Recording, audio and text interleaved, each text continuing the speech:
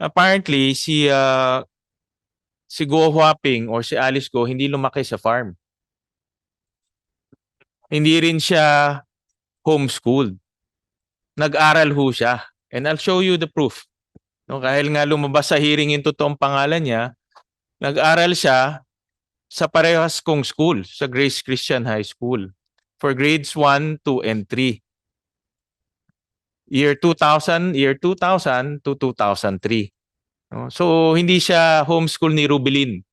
Nag-aral ho talaga ho siya.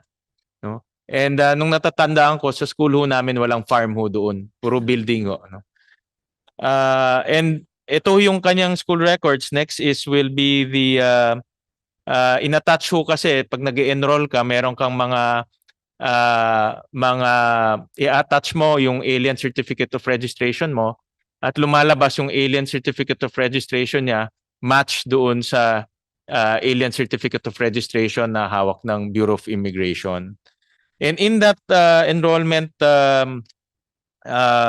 document, meron ding birth certificate galing sa China, no, in Chinese at tinranslate and tinranslate siya sa English. So nakasulat dito na father niya si Guo Jiangjong, alam na ho natin, at ang mother niya ay si Wen Yilin. No? So I just want to put this on record and show to the committee because as we go along, ang dami hong nagpo-provide ng information eh.